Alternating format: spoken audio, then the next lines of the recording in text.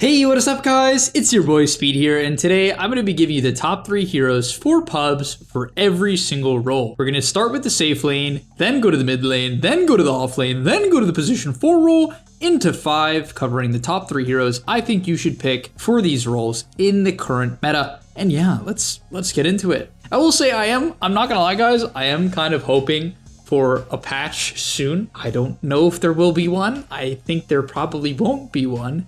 I'm just hoping there is going to be one. Not that I don't enjoy the current meta. I actually do like the current meta. Either way, let's get into the top 3 heroes for each role. And now I want to tell you guys a little bit about DotaPlus from Overwolf. This is a free stats app you guys can download right now that's going to show you your stats for the last 3 months. So if you want to know your games played, your MMR, your win rate, your XPM, your GPM, all of these things you need to track to know how well you're doing and what you need to change to gain MMR, you can get for absolutely free. On top of that, the biggest reason why you need to download DotaPlus, at least for me, is the ban suggestions. Basically, it tells you what the enemy team is good at. It tells you their best heroes, what they've been winning with. You just ban it. You might be wondering why your good heroes, why your best heroes keep getting banned. It's because of DotaPlus. The enemy team is using it and banning out your best heroes. So go download DotaPlus right now, and I'll see you guys there. Let's start it off with safe lane. So coming in at number 1 is Chaos Knight. Honestly, this hero is probably, I would say, one of the best first phase carries you could pick. Not that you're gonna have to generally do that in pubs. It's just like, let's say you do have to first pick your carry, okay? I honestly think CK doesn't have that many hard counters. Even stuff like Timbersaw, who I would definitely argue is a relatively hard counter to CK, is not necessarily that bad. And the main reason why is CK is a very versatile hero, okay? And CK has been like this for a long time, so you might be like, okay, what makes him meta right now?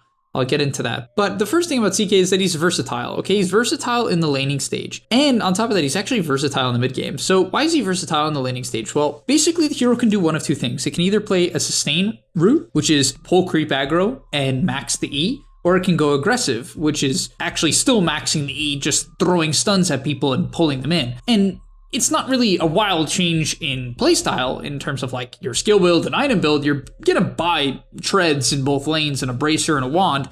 It's just that your E is one of the strongest abilities in the early game right now. And the reason why is they buffed it to do 50% more damage to creeps. That also means you're gonna heal for a lot more when you crit as well. And so basically it's kind of this snowball effect where, yeah, it's like, oh, I do 50% more damage to creeps. That's not that insane, is it, right? It is that insane because it makes you more sustainable, it makes you farm faster in the mid game, and I would argue these are maybe 2 of the biggest weaknesses of CK. If the hero doesn't win the lane, it would have a hard time coming back into the game through farming.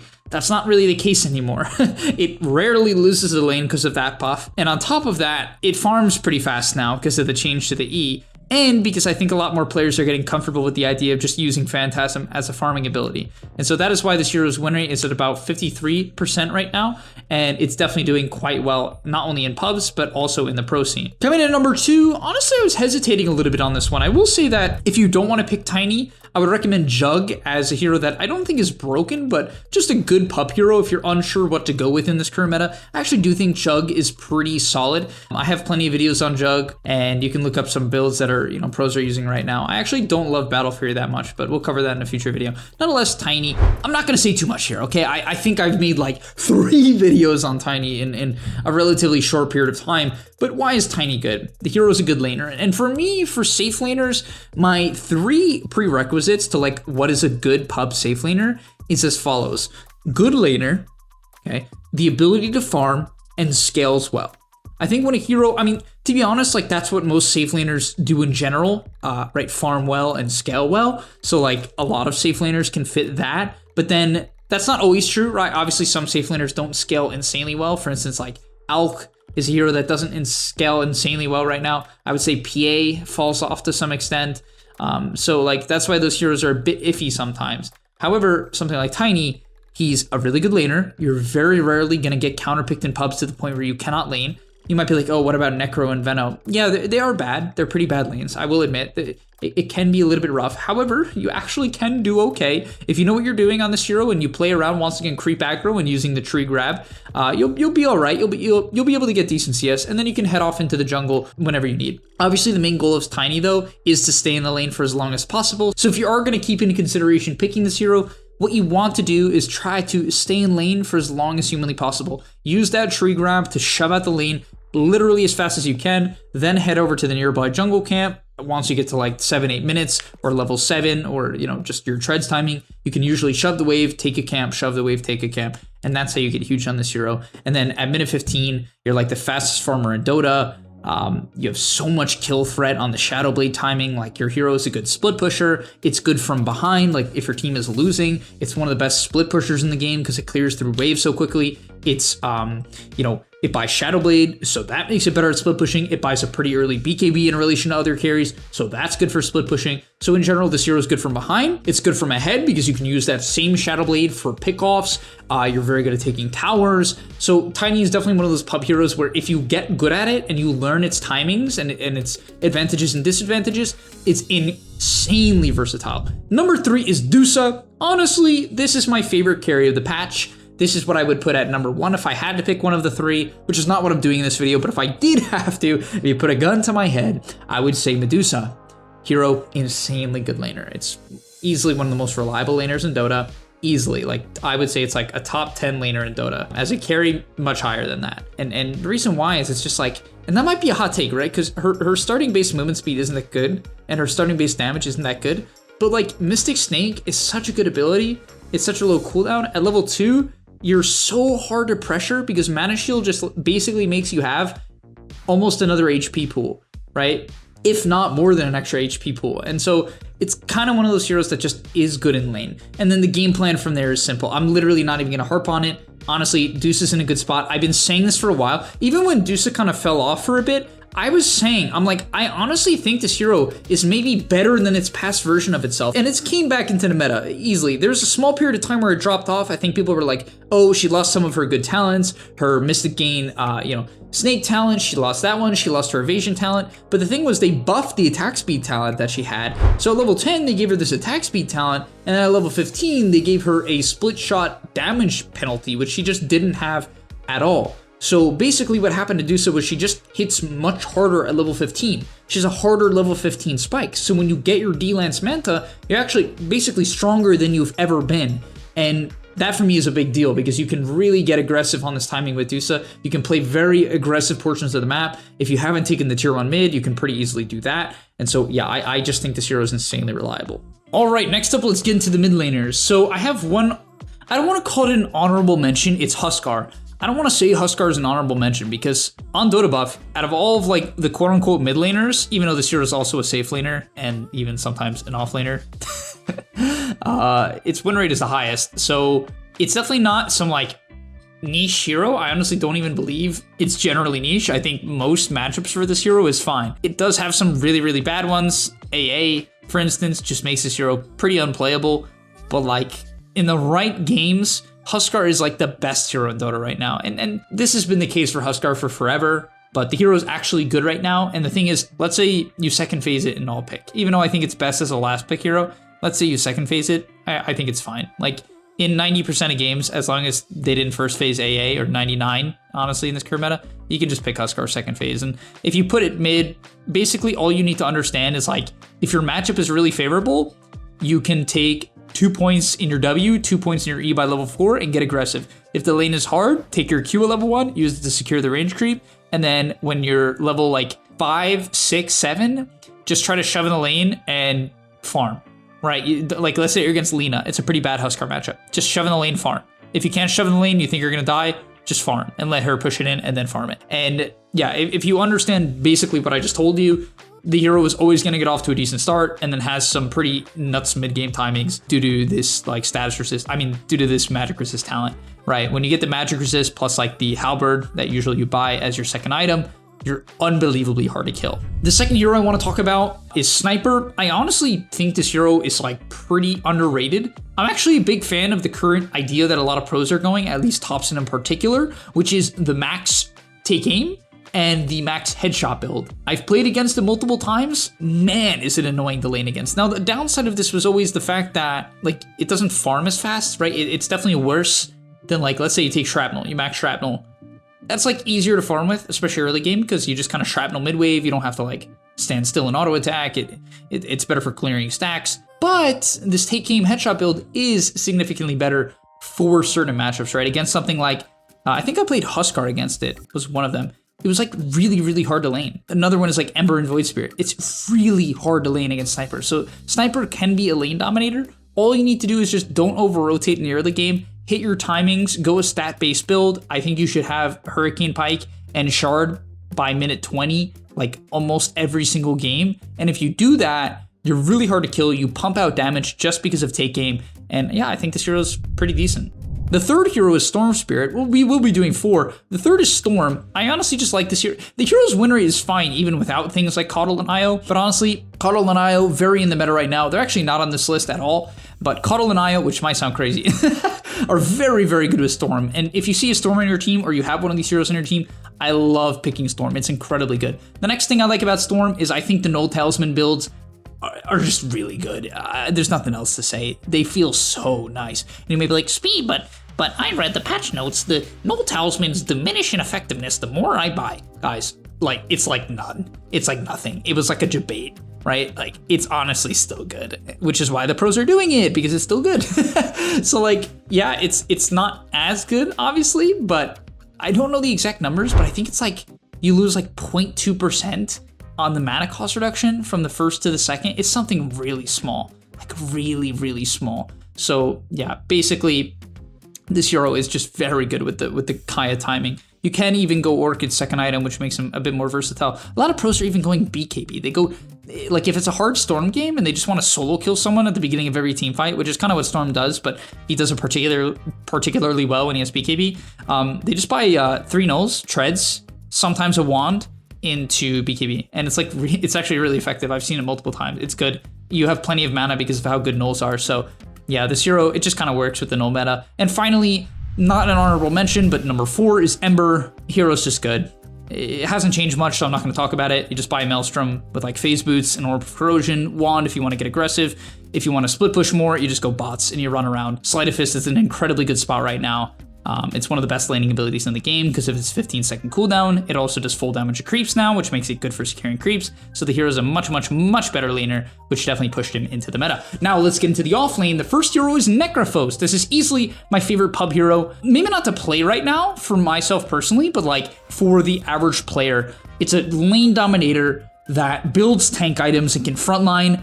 Its main goal is actually to sort of go out of position, get gone on, and live, which people kind of do unintentionally. I think the Shard is so freaking good. I love the Spirit Vessel build right now. I think that build is insanely powerful. And on top of that, you don't have to be as good at using your regen on this hero, which like sounds stupid, but is always a reason why this hero is better in pubs than it generally is in the pro scene.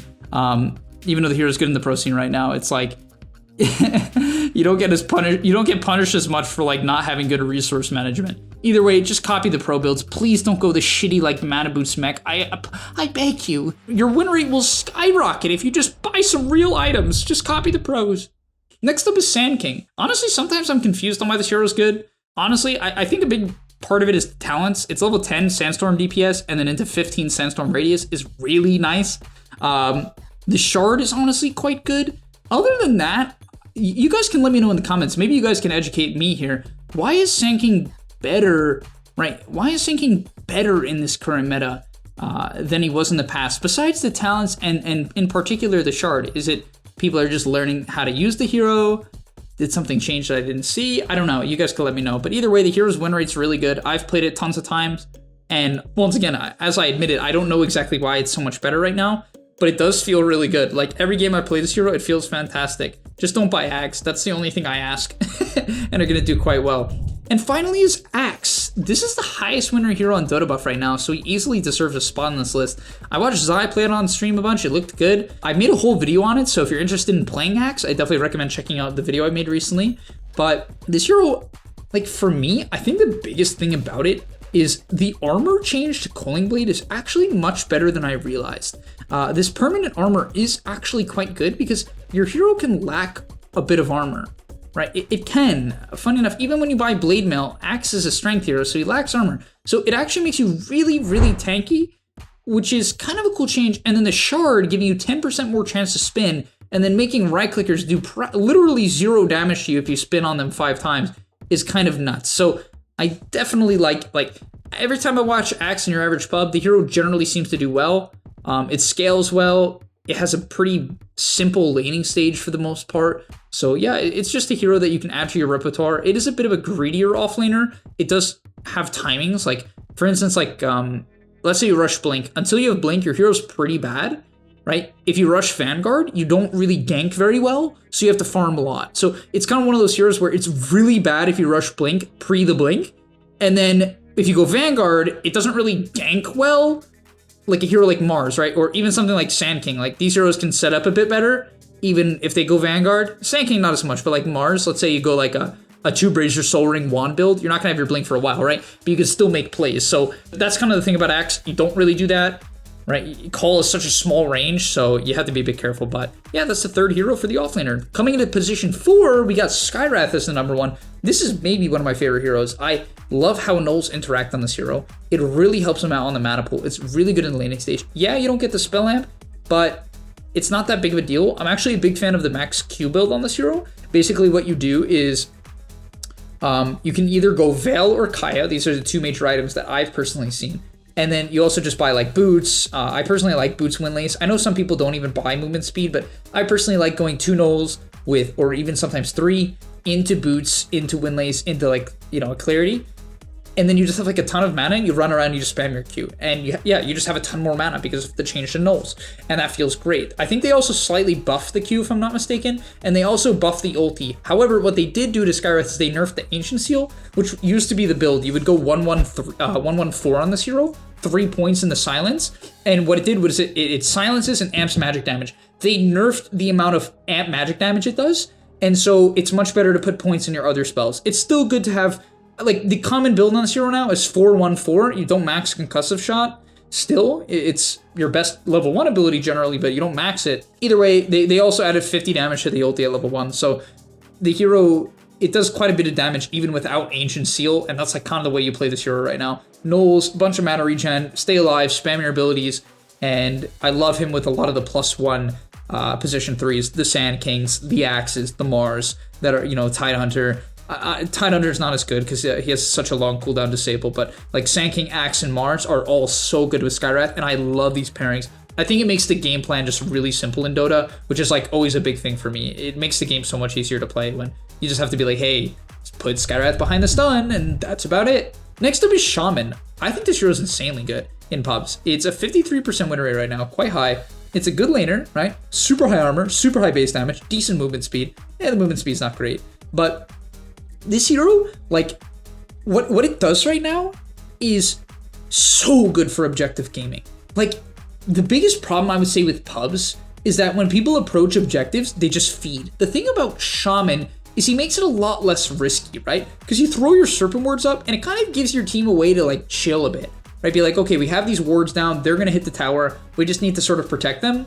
And that's like a big thing for me. It prevents people from overextending in pubs. That's always been the case though. So like, what did they change about this hero that makes him much more meta or a better pub hero right now? It was the damage type to Serpent Wards. It now does more damage to heroes. So this hero is insanely good at solo killing heroes, and it does way more damage to Roche. So so those are probably the 2 biggest things about Shaman that make him good right now. Honestly, the heal on Shackles is good as well. Like, every time I see it, I'm like, wow, it's actually a lot of heal. Even in the lane, like, this is a hero that would obviously have sustain issues because it wants to actively just trade. It has meh movement speed and bad attack range, so it gets, like, hit back a bunch, even by the carry sometimes. However, the change to Shackles healing him actually really adds up in the lane, so that's pretty nice as well, especially for greedy position 4 players who like to rush mana boots. It really helps out on that front. But the big thing, going back to it, is you're much better at Roche, like much better at Roche. I wish I knew the percentage. I think it's like 30% better. You guys, don't quote me on that, but if you haven't seen Shaman Roche, you'll be shocked. It's very fast. even shamans are buying medallion or having someone on their team buy medallion, and at minute like 10 you can Rosh. I think you can do it as fast as you have serpent wards. If you get serpent wards and have someone to kite the Rosh, you can Rosh or tank the Rosh. It's pretty crazy. Next up is Mirana. I'm not going to say anything about this hero. It's literally just good. It's not that high of a win rate, but I think it's like, if you don't know what to pick in your pubs, I think Mirana's good. I honestly prefer position 4s that are ranged in this current meta. If you're looking for a position 4 that's melee to pick, I would go with Treant, even though I think this hero is more of a position 5. I actually still think it's a good position 4 in pubs, because it's like pretty solid in lane with a lot of heroes. Like, let's say your teammate picks Necro or DP, that's the times in which I would pick like the Treant. It's just a hero that can stand in front of them, give them armor, which both of those heroes lack, so I love those combos. But yeah, Mirana, just reliable. It enables the Sand King, it enables the Axe, 2 heroes that have mediocre level 1s. Even Necro Mirana, I think, is a great lane, because Necro's level 1 is pretty trash, so you also just, if you don't understand why she enables them, when you arrow the range creep, it makes you never have to overextend. People don't get this. The time you die at level 1 is usually when you're going for the range creep. Like 80% of the time, that's how you die. And so if that isn't a situation, not only will you not die, you're also just not going to take like 200 or 300 damage, which is usually what happens trying to go for the creep. So yeah, like this hero really enables those. And finally is Hoodwink. The hero's win rate isn't that good, so it's an honorable mention here, but it's really good in the pro scene. And I think the reason why is like, it's a little bit hard to play. It's good at split pushing, but I think your average player doesn't really take advantage of that enough. And then the ulti is good. It's just like, you need to be very fast-paced as a player to make it useful, so sometimes people struggle with that, so it's an honorable mention. And finally, let's get into the position 5 role. First, we have Pugna. Pugna is a position 5. You max Netherward, you throw it on the ground, it zaps people, and makes your team take 25% less magical damage. That's all you need to know. It's also a good laner. Coming in at number 2, we have Undying. This hero isn't picked that much in the pro scene, and it's because it's sort of kiteable, but honestly, its win rate is one of the highest. I think pros should value this hero more. I personally think the hero is quite good. It gives vision in the nighttime with Tombstone. It's actually a better laner, if I'm not mistaken, because the zombies now do more damage to heroes.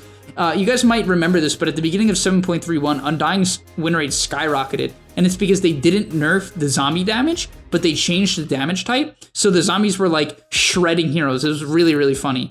But this hero, it does a couple of things that are pretty cool. Number 1, it's better in lane, which I talked about. And then number 2, something that's really cool about Undying that you can do, even on support, is you can buy your shard in minute 15, and it actually enables your team to Rosh no matter what heroes you have. It's really, really cool. Because Flesh Golem amps the Rosh, this is your ulti. And when you buy shard, it creates a zombie every time you hit. So basically what you do is you throw up your Tombstone, and then you ulti, and then you start hitting Rosh. And what happens is you just build up like 5-10 zombies that Rosh just continuously hits. The zombies do a lot of damage to Rosh because they changed the damage type, so they also are good against Rosh, similar to Shaman. And yeah, you just can take Rosh.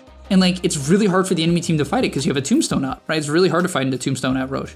So I personally think this hero is a little bit undervalued. I'm a big fan of this build. Basically, the item build that you go is either phase boots into drums or like Tranquils, raindrops, wand into drums. And it's fantastic because you have this Undying hero that you want to be inherently tanky. You just want to buy early game stat items. That's the goal in this hero. Tank, be annoying, hit people with Flesh Golem, tank damage, right?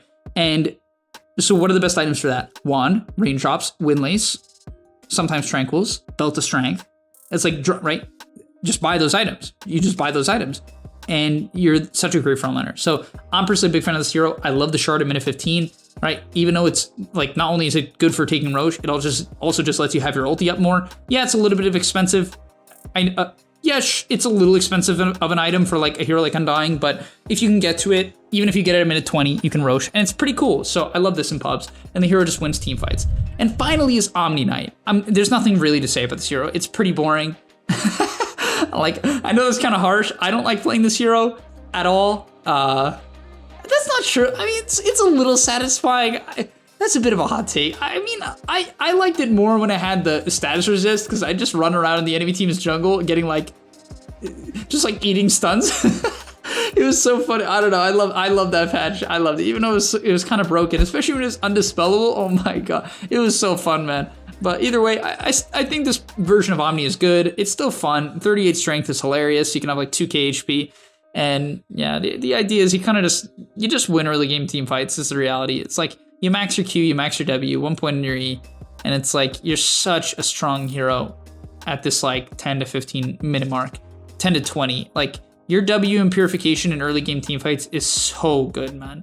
Like the amount of impact it has, especially in pubs where it's like less coordinated, so people don't get bursted as much, and you can often get your saves out or like, you know, turn the fight with heals. Whew, Omni's your hero. Omni's your guy. But all right, thank you guys so much for watching. Hopefully you enjoyed. If you did, smash the like button, subscribe to the channel. It helps us out a lot. We're making videos here every single day, and I'll see you in the next one. Peace. And that's all, but remember, before you leave, come on, before you tune out, subscribe to the Game Leap website where we are going to help you get to the next rank. If you're stuck, click the link down below, and I'm out. Peace.